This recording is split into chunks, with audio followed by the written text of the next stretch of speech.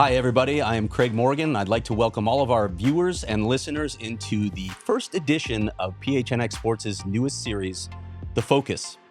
It's a simple concept that harkens back to a more traditional form of journalism, the in-depth one-on-one interview. Joining me on this show will be executives, managers, coaches, players, and even journalists who have made a significant impact on the Valley and Arizona sports scene. With me today on the first edition of The Focus is a guy who absolutely did that, former Arizona State and Cardinals quarterback Jake Plummer. Jake, it is great to see you. Thank you for joining the show. Hey, thanks for reaching out and inviting me to come on the show, Craig. I'm honored to be here. Jake, it's been 17 years since you said goodbye to the NFL. What the hell have you been up to? Oh, man. A lot. Mainly just decompressing post-career from all of the demands on the body, on your brain, and the lifting and the schedules. I didn't really prepare for retirement because I was so fully in when I was playing. And, my ninth season with Denver, we made it to the AFC Championship game. I had plans to retire right then on the stand, holding the MVP, Super Bowl trophy. We had a Super Bowl team, and then we didn't make it. So I came back for that 10th season. It was going well. I ended up getting benched. Kind of was like a curtain call for me, like, hey, all right, good, it's time to go. I didn't really plan to play a long time. Mm-hmm. My body was starting to feel the effects of the game, and mentally and even spiritually feeling a little bit just squashed by the demands on perfection and never being good enough. And so when I retired, it was time to get out, get away, leave, kind of leave humanity to some degree. And went and lived up in Sandpoint, Idaho on 48 acres and just had a good 5 years to decompress, and then came back to Colorado because I married a Colorado girl and I loved living there. Since then, I've been doing a lot of interesting things. We'll get to that. Yeah, but just, there's a roller coaster you ride post-career, and a lot of guys go through it, and it's hard to replace what we were doing for such a large part of our lives. And they don't really teach you or coach you how to prepare for that post-career when the football cleats are hung up and when you're not going out and performing and doing that. So there's a lot of adjustments you have to go through. Your body, your mind, and your spirit have to go through quite a bit of change. How did you get through that period of basically walking in the wilderness, trying to find your way? Man, it was spent a lot of time with my family, with friends, traveling around the world with my wife, playing handball, finding other ways to compete and be around guys, having a good time. I disappeared pretty much from the football scene. I wasn't watching much football for a while. To make matters worse, I recorded the Super Bowl where the Giants and Eli came back on the last minute drive and scored and won. And my DVR unit didn't capture the extra 30 minutes. So I'm like, it made me even more mad. I'm not ever watching this game. I was pissed off. But then Marcus Mariota came around with Oregon, and I started kind of paying attention to that style of play that was coming back, that was creeping into the game again. And, my interests were piqued a little bit. I got into doing a little bit of coaching. But yeah, there's a lot that goes on. You got to have solid people around you. And what was tough was I had a great family and a lot of good friends. They weren't living right there next to me. And it was hard for me to make a lot of friends. It was like, I don't know why, but I would wonder what their motives were, or people would treat me differently and then find out who I was and treat me completely differently after a brand new way once they found out that I had played football. Yeah. And so it was an adjustment period, a lot of reflection, a lot of self work, a lot in the last 4 or 5 years, even more than I ever have, of just finding out who I was pre becoming a Sun Devil and getting put onto this pedestal and launched into this next level of recognition and being an athlete. And so it's been a very good adjustment for me back to where I'm sitting right now. And it's been a wild trip. Do you still track football? Are you still dialed into it, or have you pulled back? Once you play as much as I have and you're involved to the level I was at, what's going on. I can understand when a team's struggling or what's happening just by watching a little bit or coming around and just being around a little bit. I don't have the time for the game much anymore. I was watching games for a while, doing some radio for here in the Valley and in Denver, and I had to watch 3 games a weekend. I had to watch the Broncos, the Cardinals, and the Sun Devils. And it was hard to find the time to do that. I would fast forward through them at night and zip through it just to get a feeling for what the game was about. I just don't know where people are coming up with the time to watch as much football as they watch. It's definitely a trap. I can jump right back in it if I want. As the playoffs are nearing, I'm like, I might be watching. I might turn on the games this week just because you get to see where that real raw emotion of like guys fighting hard to make it. This is, I had one opportunity, one AFC Championship game, and that was it in 10 years. So you don't know how many chances you'll get, and to watch these guys go out and fight for that position, that chance to get into the playoffs, you see guys just at they're in their truth, in their real rawness, trying to go out there and win the game. I want to dive into your Sun Devil and Cardinal past in a moment here, but I want to get a feel for what's eating up your time right now. I know you've got a business venture going that you truly believe in. You are all in on this. Can you enlighten us a little bit? Yeah, I've had some great opportunities post-career. For a while there, I wasn't doing a whole lot. Got involved with a sports technology playbook that's still happening. Ready List Sports, we're merging with another company. So that's kind of still in the works. But most of my time is focused on Umbo, which is a functional mushroom company geared for performance and recovery for athletes. And that doesn't mean just professional athletes. That just means people that are active, that are wanting to find that edge in performance, whether that's having more energy or pushing your wind wall a little further out. Sports, whether you're in the NFL or NBA or whatever, when you want to win or lose, when you want to win, you win by a millisecond or a millimeter. And so if there's something out there that you're not using that's natural and has been around for a long, long time, a lot longer than us, and can help benefit you in not only your performance, but also a very key factor for most athletes that's forgotten is the recovery part, where you're putting what you lost back into your body, or you're getting a really nice restful sleep that night. We've been able to kind of get reintroduced to this beautiful, they call it a kingdom, but I call it a queendom of fungi. And over in China and Eastern medicine, it's been used for centuries to help, a wide array of disease and ailments. And we're just getting introduced to that here in the Western culture and Western medicine that is more or less set up to fail us, really. It is really set up to fail our human bodies and our human capacity to be healthy.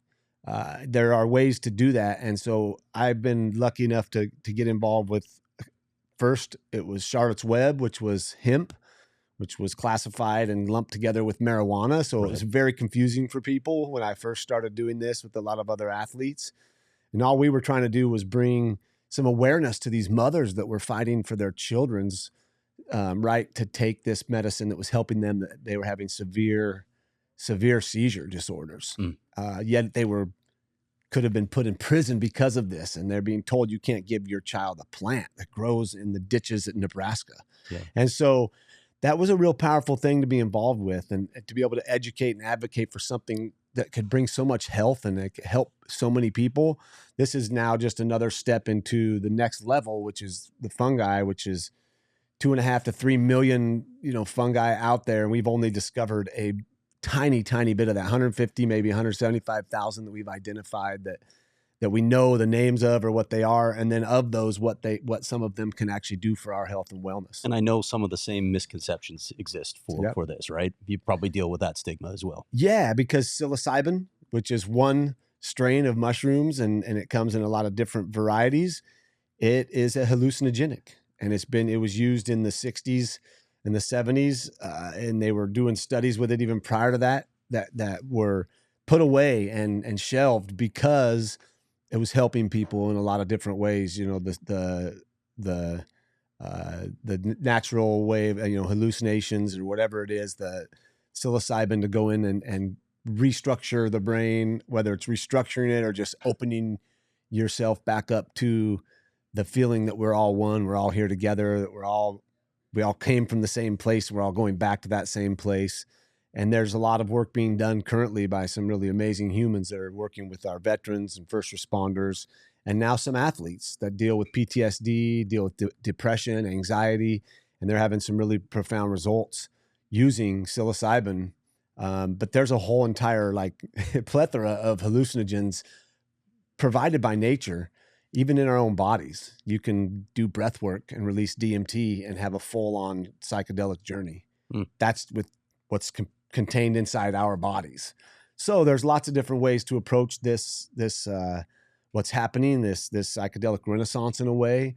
You know, they did it for liberation back in the 60s or 70s to kind of get out from it under the hand of the government and the Vietnam War and all these things, being told what to do. And now it's more for, hey, we have a mental health problem here in America, and there's a lot of people that are suffering mightily, and they shouldn't be.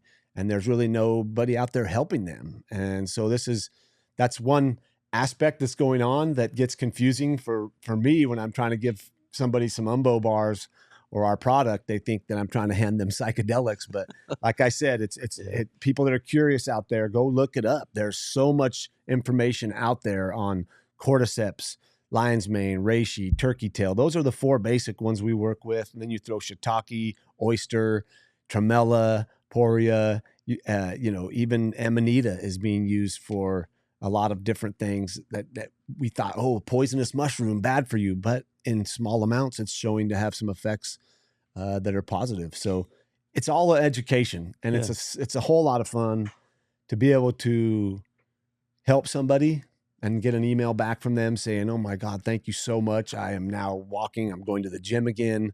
I have so much more energy. Thank you for, being somebody to bring this to light. It's just another opportunity that I never knew I would have, but I'm grateful for. Jake, I think when players retire, we assume these traditional paths that they're going to take afterward. They might go into management, or they might go into media, or they might go into business because they have leadership skills. What took you down this non-traditional path? I did some of that. I went back into coaching. Mm-hmm. I went and worked for the Pac-12 network. I did some radio, I did some games. But in the end, when I was looking at what I was doing, I wasn't really saying anything as a studio analyst for the Pac-12 that was changing anybody's lives. I was just reiterating what we saw that day, or saying Stanford needs to run the ball today and tackle better on defense. And it got repetitive really fast for me. And then I had some really good teammates, some guys that I really cared about and loved, and they loved me back. Specifically Nate Jackson with the Denver Broncos, who he ran across a guy, Ryan Kingsbury, working for Charlotte's Web. And that was my first chance to experience a plant that had profound positive effects on our human body, mainly for inflammation and the headaches that I was having every day just from my body getting beat up. I felt relief and I felt good. I was sleeping better and had less anxiety, all because of this classified Schedule 1, same as marijuana. I mean, I'd known marijuana and its effects for a long, long time. I'd used it a little bit towards the tail end of my career and post-career. But hemp was a whole new thing that not many people knew about. So just having a good buddy like Nate say, hey, check this out. And then all of a sudden we were helping advocate and bring light to these mothers' struggles to be allowed to give their children a plant that was helping them. Like Heather Jackson and Paige Fiji, and these ladies that really, they fought the system and no one listened until we came lumbering in, us poor ex-athletes in the NFL that were complaining about our headaches and bad knees. And then everybody started listening. And then they're like, oh, wait, whoa, these children, they're catatonic. They're in a state of seizing. They have maybe 2 hours where they're awake. And in that 2 hours, they're not even there. And then you give them this medicine and you can watch them transform into a functioning child. Like I don't know anybody out there that would be against that. And Yeah, so it's that's been profound. decriminalized. Hemp is now off Schedule 1. We have a Major League Baseball signed a deal with Charlotte's Web. So it's big. It just takes time. People are scared. There's a lot of propaganda out there. Recently, an airline pilot said he was wanted to take down a plane, and he said he was on psilocybin, and so everyone freaks out. Yet we don't care about the newspaper stating all the deaths caused by a DUI that night, and every night, and tonight, and tomorrow night. The hundreds and thousands of deaths caused by drinking. Yet we all just pop our beer and slam our drinks and drink right in front of it, and there's no problems there. Oh, but let's not talk about that. You know, that's a money making industry. And so this is nature at its finest. And I'm honored to be one of many that are bringing this to light, channeling this knowledge to help spread it to people that are looking for a better way to live a healthier life and kind of initiate a path to wellness. If you haven't read it, I urge everyone to read Chris Camarati's excellent piece in The Athletic on your Colorado-based business and your ever-evolving life philosophy. I'm sorry to get so granular on you on this one, but in that piece I read you created an enclosure so that the employees could bring their dogs to work, which just hit me right here because I'm a dog person anyway. Almost the perfect soul on earth, but it's a vibe, right? It's about quality of life. I'm curious what that setting is and what you tried to create at that business. Yeah, well, we got the opportunity through a friend, Dale Jolly, who I met at Charlotte's Web, he and I started Umbo together with Rashad Evans, former UFC world champ, Hall of Famer. We didn't do this because we're like, oh, hey, let's get into the mushroom boom. We can make a bunch of money. Yeah. We did it because this stuff helps us function. It helped me and get rid of inflammation. It helped me in a lot of different areas of my body that I was holding inflammation and pain that I don't have anymore. And it's really, it helps, like I said, initiate a path to a positive change and to wellness. And so Dale's uncle's brother bought this farm and it had a mushroom farm functioning on it. And so I went out there and started growing mushrooms because it sounded like a lot of fun. And me and a buddy, Leo, went out there, and then we got introduced through a couple other friends, some close friends, to a couple guys. One in particular, Shane Schoolman.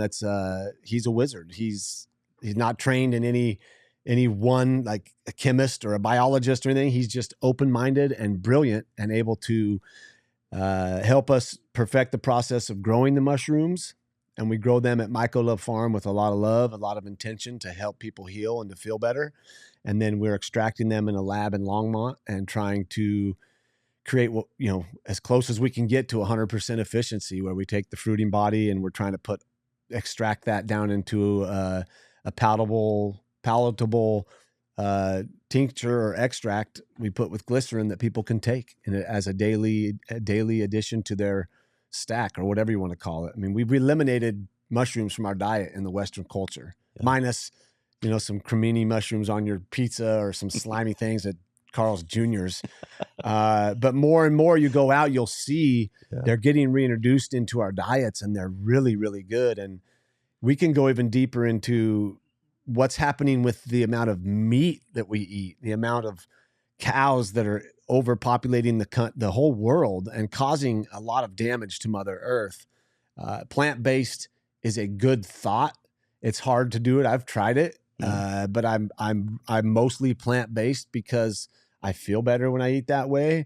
I love eating mushrooms, and I believe that it's worth doing the little bit you can for Mother Earth. If it means to stop eating meat, then I can make a difference, and that's what I'm going to do. So there's just a lot of great things coming from this whole industry and or category, I should say. And having the farm has been a lot of fun. It's functioning. I got good guys working out there. What was exciting was, sorry to come back to that, but you got dogs. Yeah, and they bring their dogs. Well, you can't really have dogs contamination is the worst thing for a mushroom farmer. Contamination kills it. So having dogs, we had to have a place for those dogs. They couldn't just be running around in the building. But the exciting thing was taking the mushrooms that I helped grow from the beginning, from taking the substrate, sterilizing that, inoculating that, putting it into the incubation room so it myceliates, fruiting the bags, and harvesting it. I don't do the extractions, but we put the Michael Love juice into the umbo bottles in our charge and our recharge tinctures, which is a combination of 3 different mushrooms. And so that was really exciting to be able to take from start to finish now, put it in a bottle and be involved in that is really exciting and fun. You've talked about how it's, if you take pain away from your body, you're going to be in a better state of mind anyway. Yeah. But does this just put you in a happier place? Does it put you in a better state of mind? Yeah, I don't get out to the farm as much as I would like to these days, being busy and doing other things. But whenever I go out there, it's always so fulfilling and satisfying, especially if the lion's mane is growing usually like it is. Go in there and you take a big chunk of that home and cut it up and make lion's mane nuggets for the kids, or cut it into big slabs and just cook it with a little oil and butter, a little seasoning. And it's like I'm eating something I've never had before, and it's so good for you, and it's so yummy. And it's a lot of fun. I think the most rewarding part of this, and the best part about it is this ability to bring this to somebody's attention where they maybe thought, oh, no, not going to go there. I don't want to trip out. Oh, wait, Jake's talking about this. Well, he was talking about hemp a long time ago too. Now look where that's gone. Maybe I should check this out. And so it just takes word of mouth or podcasts like this, or people that are curious, people that want to try and take their health into their own hands. It's really a gift. And I think it's what I did all this for, all this child's game, throwing a football around and slapping each other on the butts and you'll kick your ass and drink beers afterwards and go run around like, wild men. And now I'm able to really find my path, and that's to usher in something that's here for us. And along with a lot of other amazing human beings, going out in the woods looking for mushrooms is healing for me. I went through a state of being depressed for a while. And when I get into those little ruts, I just go right out to the woods and go out into nature. And, nature is probably the best cure for depression. And when you go out and you're finding mushrooms, whether they're edible or not, it just, I don't know, you just feel good. You feel like you're part of it. All right. As long as you pointed to these, I'd be remiss in not reliving a little bit of your Arizona past. Man, of course. Yeah. Everybody remembers the 96 season, of course, and how you came within 19 seconds of probably winning a national championship. But your ASU career didn't start that way with Bruce Snyder. And this may be a good lesson for ASU right now with Kenny Dillingham coming off, I believe it was a 3-9 season. I think it was your sophomore season. You went 3-8 with Bruce. Just wondering first of all, retrace for me your steps of getting to ASU, and then we'll talk about those early years building toward that unreal season. Yeah. My first phone call, I think maybe it was June 3rd or 4th before my senior year, was ASU. Yeah. And, offered full scholarship. They wanted me. And I had connections from Danny Cazzetto coaching at U of I, and Bobby Petrino being U of I in Montana. And so they'd scouted me out and saw me, and they liked my style and wanted to have me be a Sun Devil. So they were the first school that called. I went through the process with some other schools, made a trip to Washington State. And then it really came down to Bruce Snyder saying just one thing. And that was, you are the quarterback that we think can help complete what I'm building at ASU. And that's a national championship team.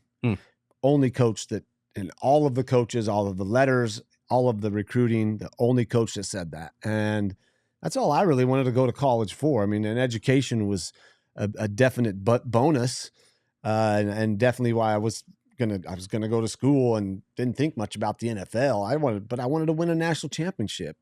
And ASU, I'd never heard much about them except Jay Bradley in the 4th grade was sent home for wearing a Sun Devils t-shirt because our teacher said, you can't wear something with the devil on it. And so that's all I knew was the Sun Devils for. That was it. And I wanted to come somewhere and make a mark, make an impact, and not just be another number at Florida State or another number at USC or another guy that came through with all these blue chip 5-star athletes and won a national championship. I wanted to do something, build something, and leave an impression on a program. And with him saying that, me getting here that first year, getting thrown into the works and right into the game was a lot of fun. I didn't know much at all. I realized having Bobby Petrino as my coach was a benefit because he drilled us on coverages and progressions and the offense. He taught us really hard, but also really well. I mean, look at his track record. Right. He's been a head coach all over the place. So then that 3-8 season that you mentioned. Yeah. Was it hard to keep the faith then? It Believe in that was really message? tough. Yeah. It was tough. After that year, we had, I think, 7 or maybe 8 guys get drafted, and we had talent. I mean, 7 to 8 guys got drafted, and we're 3-8. And so I actually wanted to quit. I was like, this ain't worth my time. I'm wasting my time if we're having 3-8 seasons and guys are not lifting all year, and then the season's over and now they're lifting, get ready to go to the league. It's like, this is crap. I'm not going to do this. But my mom just said, keep leading, keep being you, keep fighting and leading those guys. And sure enough, things will happen. And got to listen to your mom. They always know what's best. And we had a 6-5 year that next year. Again, a tough loss at home to U of A when a lot of people thought we had the game wrapped up. But I know, like, no, you can never think it's over, because I've been on the other side of those when I come from behind. And so that was tough. But then it really kicked us into that off season, and we made some good additions. Yeah.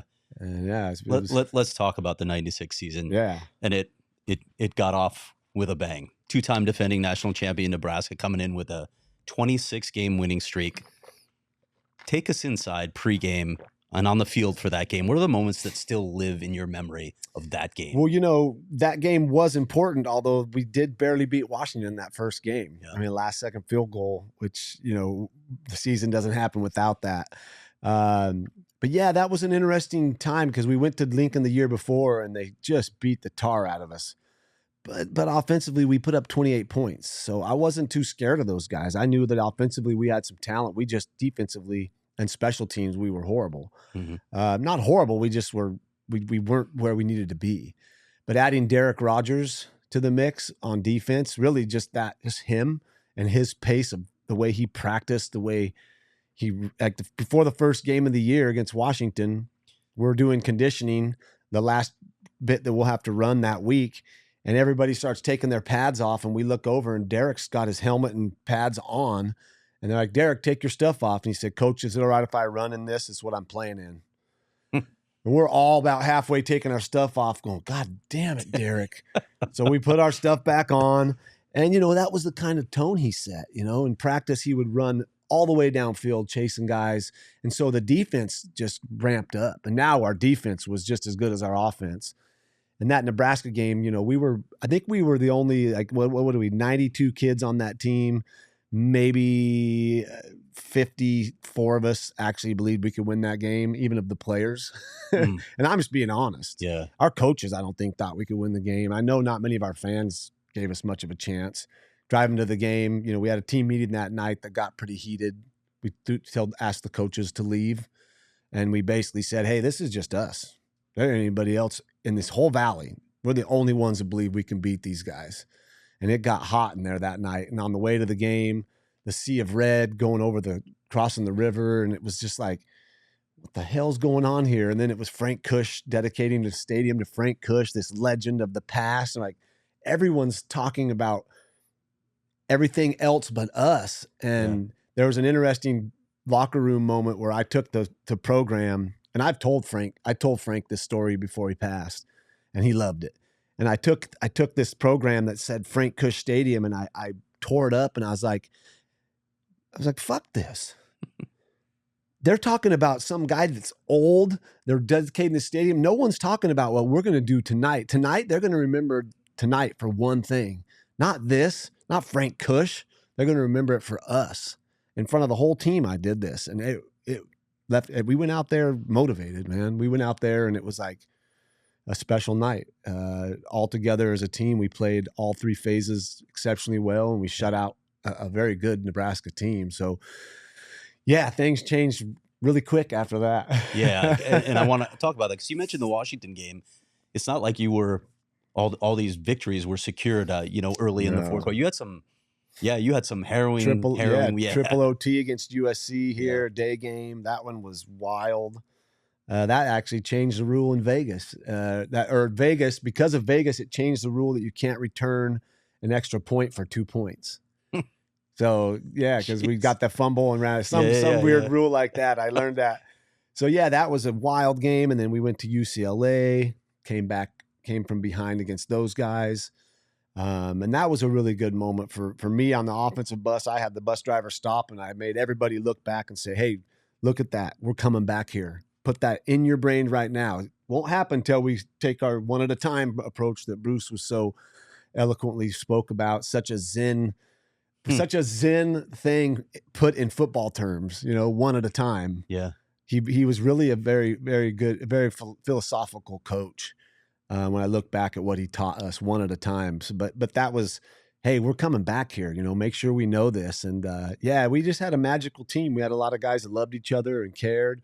We'd been through a lot together already. We spent a lot of time that summer prior to that season working our asses off, but having a lot of fun too.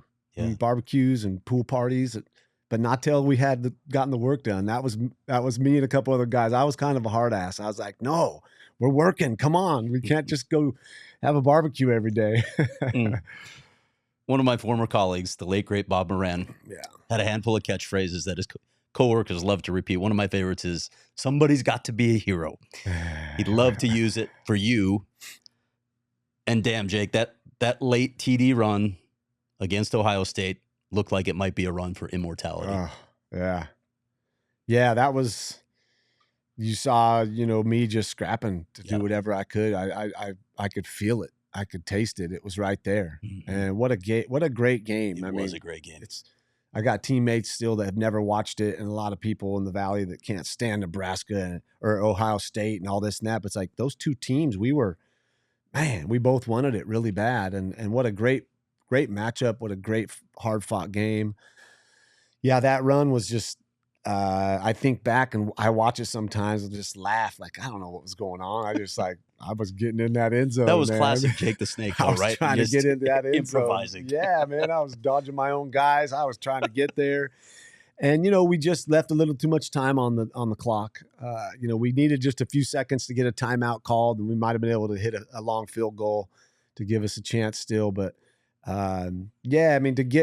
to get that close, to look back to being an 18-year-old in Boise, Idaho, and Bruce Snyder in my living room at my mom's house saying, we want you because you're the quarterback that could help us get to a national title. And then here we are, like we really were playing in a national title game. Win or lose that, it still goes to show what you can do when you believe. And when you have people that believe in you and give you the confidence and help you grow as a man. And you got not just coaches, but players and administration in the building. You mentioned Doug Tamaro. I mean, Doug's first year was my first year at ASU. I didn't know that. So we grew up. I mean, we had my first few years there, and so a guy who was always there for me. There's a few still familiar faces in that building that really were there to help us as athletes, student athletes. Pursue what we were going after, and what a special season, win or lose. I feel bad for the 87 Rose Bowl champs because they won the Rose Bowl and no one really still talk about them little bit, but they don't talk about them as much as our team, and we didn't even win the Rose Bowl. So that team had a lot of characters and a lot of great players. We put a lot of guys in the league off that team, and we had a great time doing it. Speaking of Tamaro, I talked to him a lot before this interview.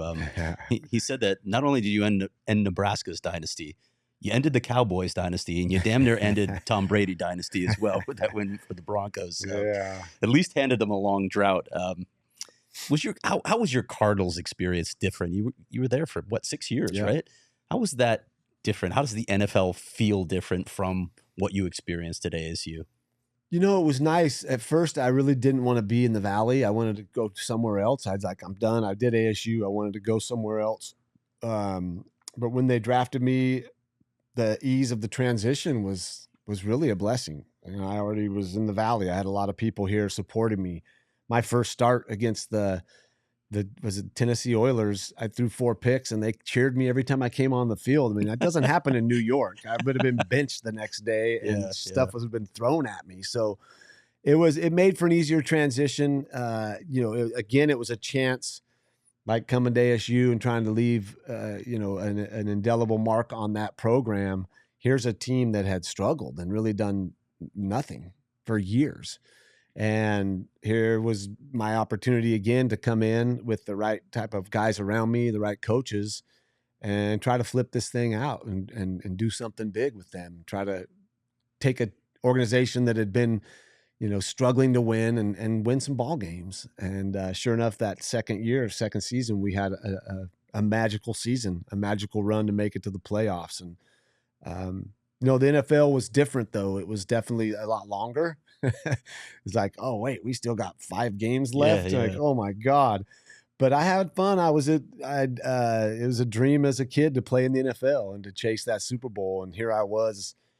I felt like I was so young. Lomas Brown was like, I think, a 9 or 10-year vet. And I'm just like, felt like he was like my grandpa, like he had all the knowledge. And here I was just flying around, learning on the run, trying to lead this locker room full of these massive, amazing dudes. And they allowed me to do that. Whatever it was that I was doing, they liked it, and they were able to get behind me and not just me, but a lot of other great guys on that team that were great leaders. Yeah, I want to talk about one of those guys. I want to talk about your friendship with Pat Tillman, with whom you were teammates at ASU and with the Cardinals, and for whom you read the eulogy, I believe. Mm-hmm.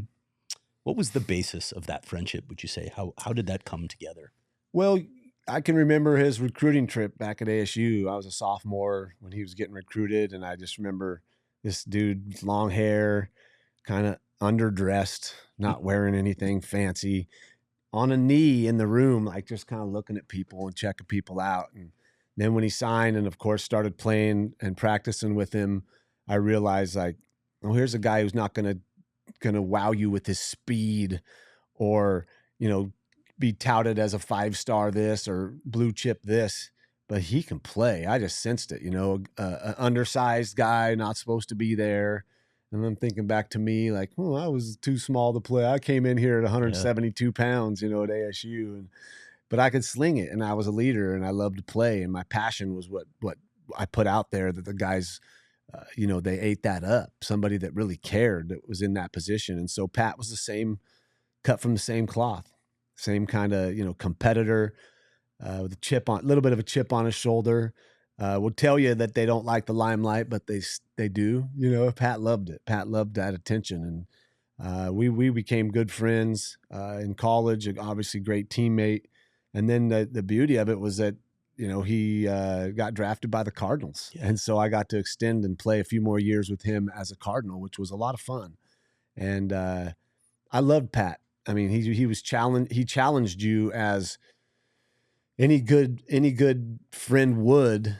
He challenged you, not just physically, but mentally. And, just with the way he was very much alive and living and not dull. And he challenged himself every day. He wanted to be a better man and do things and had a plan and not just talked about it, but went and did it. So for years there, I was a voice for Pat, and I talked about Pat, and then I had to step back because I don't think I was living in a way that I would be able to go look at Pat and tell him, hey, this is what I'm doing, when he would see right through that and be like, are you really doing that, Jake? Doesn't look like it. He would have called me out on a few times in my life. So, Pat's still a motivating part of my life, someone who was very inspirational. And it's really amazing to see what his legacy has become, not just in our USA, but in the world. I mean, Pat's a historical figure that's known by so many people, and he was a dear friend. Aside from the obvious, how does his sacrifice, his death, impact you, Jake? It really made me become more aware of not obviously I lost a good friend, teammate. Yeah. But then the paper having pictures, there'd be 12 pictures of these soldiers that were no longer going to come home. And, Pat was lauded and put onto this pedestal because he turned down all these millions of dollars and went to fight for our country. But what about the dad that left his family, or the mother that left her job and left her children behind to go do the same thing? And I started really feeling those losses as like, damn, these are people that are just as big as Pat was to us in their own little worlds. And so it really gave me a really appreciation for the sacrifice made by our military. I don't like war. I hate it. I can't stand that we have to fight all the time.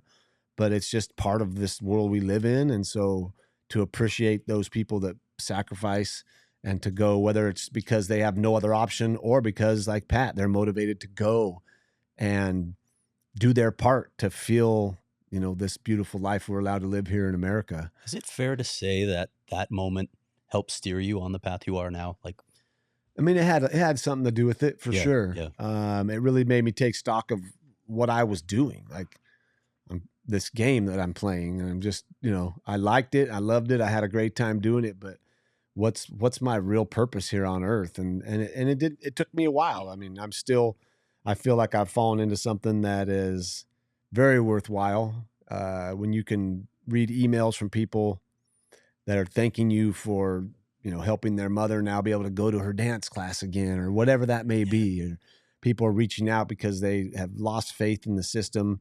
They're looking for answers or anything that might help. And I think sometimes, whether, scientifically or medically, however we want to do the research on all of these, sometimes it comes down to just the belief, the belief and the feeling that there's something out there.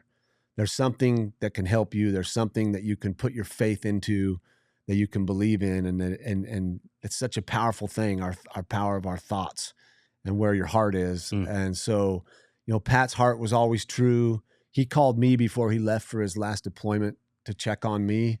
I'd gone through a little life change, and he was calling to check on me, when it's like, God damn, Jake, you should have been calling him because he's getting ready to leave. But that's just the kind of guy he was. He really made me appreciate friends and try to be a better friend myself. Yeah, I'll miss him all the time. I would love to see what he's up to right now. I mean, he could be the president of the United States if he wanted to. I mean, Pat was ready to do anything he wanted, and that really, what it shows me is like, yeah, we all can do whatever we feel like if we believe it. You just got to believe it. I want to finish with that. And this is about as esoteric and expansive a question as I could possibly ask you. So apologies for that. But how do you encapsulate your worldview, your view of human existence, and probably the harmony and symphony of life? It's hard to, and I don't know if you could encapsulate it. It's more, it's just like today, like smiling at somebody and saying hi in the airport.